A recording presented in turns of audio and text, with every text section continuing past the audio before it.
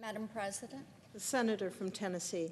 Thank you, Madam President. Today, I rise and seek my colleagues' support for the Browser Act, which is a bipartisan piece of legislation that will protect consumers' data, privacy, and offer tech companies the freedom they need to innovate. This is something that we're hearing so much about. How do you protect your privacy online, or do you have privacy online? And the Browser Act is the bipartisan solution to that. Innovation really puts the words and the wisdom of the world at our fingertips. Think about it.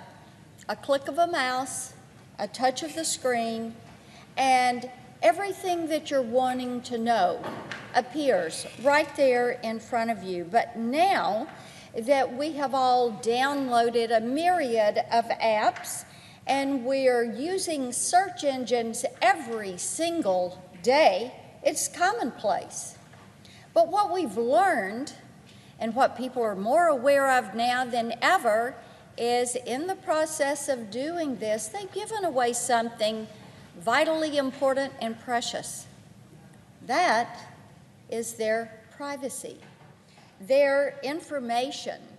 I call it their virtual you, because it's you and your presence that is right there online. And as your transactional life has grown online, you pay your bills, you do your shopping, you order your groceries, you order dinner to be delivered. Every time you do that, you're giving these apps a peek into your privacy, into your habits. And there is really quite a battle going on. Who owns the virtual you? Is it you, or the bank, or the insurance company, or the app that is providing that service? Data is the bedrock of most tech companies' revenue streams. The higher the quality of that data, the more money they're going to get for the ad space that they sell. The more money they get for the ad space they sell, the more profit they're going to put into their pocket.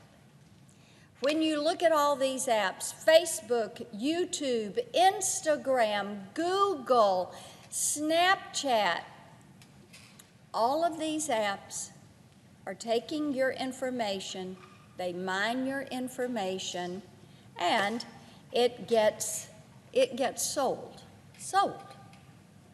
for those that are placing ads on your screen.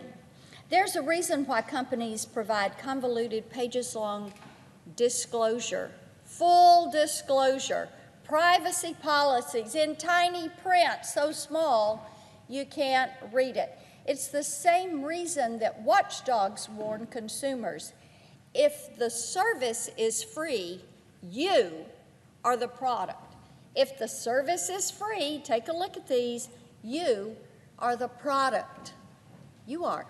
Because it is your information that they want. Now, I will tell you this, we've come to a season in our society where we have a different story just about every single day of some type of bad behavior from one of these companies. The current story today is about FaceApp, and I think that if I went around the room and asked those that are younger that are in the room if they've used any of these face-altering apps, they would probably say, yeah, we downloaded one. They're really a lot of fun to play with. Here's the danger.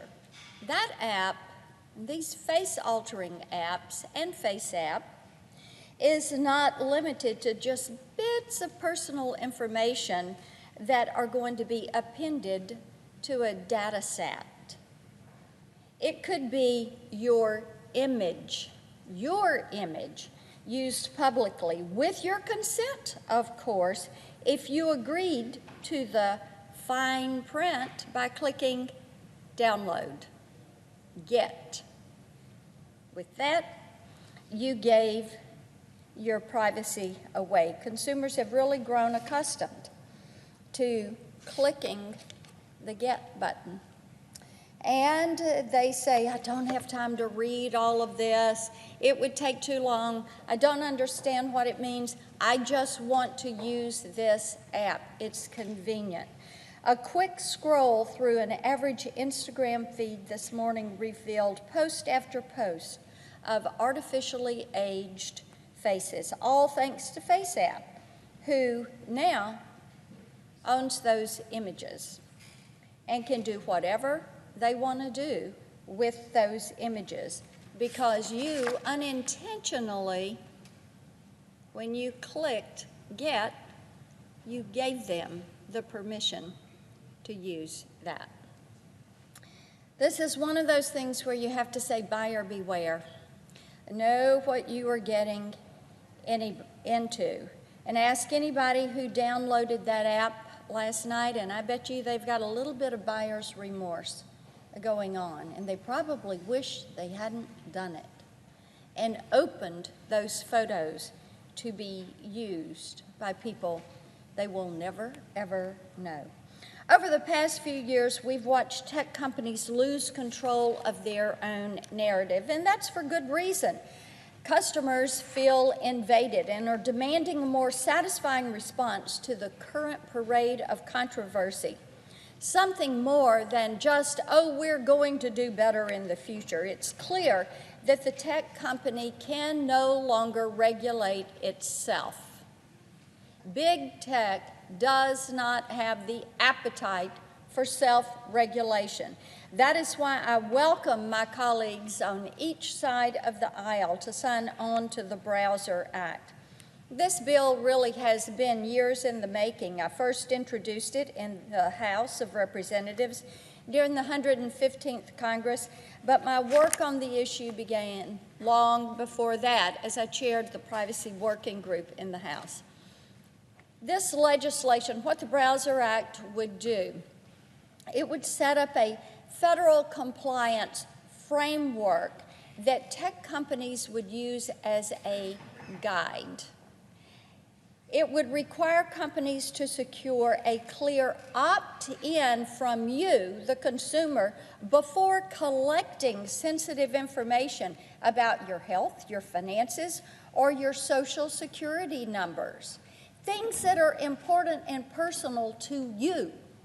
They would have to get your explicit permission in order to use those. For less sensitive information like an IP address or your browsing history or your search and your purchase history, companies would have to give customers the opportunity to opt out so that they did not have the permission to share that. Companies won't be able to deny service to anyone refusing to waive their privacy, but the Federal Trade Commission will keep the playing field level by applying the rules equally across the entire internet ecosystem.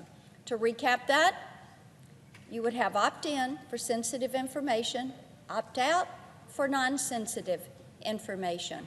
One set of rules with one regulator for the entire internet ecosystem, and a tech platform would not be able to throw you off because you said, hey, I want to protect myself and my family. I think it's important, too, to realize the Browser Act does not overregulate the industry. But what this does is to say, let's have guidelines. Let's have some guardrails up here. Let's have a light touch regulation that is going to protect the consumer and allow the consumer to protect their virtual you, their presence online. Lately, what we've seen is some blowback from some very public mistakes that have chased some of these big tech companies into the arms of regulators, making them all too happy to accept government-mandated rules in lieu of internal standards. And you've heard it. You've heard some people like Facebook saying, oh my goodness, we will accept regulation now. We want the federal government more involved. What they're trying to do is to block out innovation and competition and new starts because they control the marketplace. Google, you've got over 90% of search done by Google. Recently, Facebook got a $5 billion, $5 billion with the B, $5 billion fine from the Federal Trade Commission. I said, actually, that wasn't enough. You know, it should have been more like $50 billion. When you look at the business that Facebook has built and the valuation they have built, they're a big advertising company. They have this platform. They get you on that platform. They build their valuation off the number of eyeballs that they capture to that. The users they have, and remember what I said earlier, the high quality of the data. That is money in their revenue stream. It is profit in their pockets. Their bad behavior will not change unless we change the way that they are going to be able to do business. Now, understanding the business of big tech is half the battle. I've been at this for years, going back to my days in Tennessee, my home state, as we looked at film and entertainment and music and moving from analog to digital in that economy, coming to Congress, working in the House on this issue. And I will tell you, the ins and the outs of this industry are not something that you can learn in a day or something you can be briefed on, and then all of a sudden you're an expert in that area. If you think you know it all, what I've learned in tech is the more you learn, the less you know, and you have to keep working on it if you're going to properly regulate an industry. And I want to thank my colleague, Senate Judiciary Committee Chairman Lindsey Graham, for recognizing the need for institutional knowledge by this body and for asking me to lead the committee's new technology task force. This is a bipartisan group. We will meet regularly with leaders in the tech industry, and we'll talk a good bit about data and privacy, antitrust, competition, prioritization, censorship, and other issues as they arise. And our first meeting is actually going to be later today.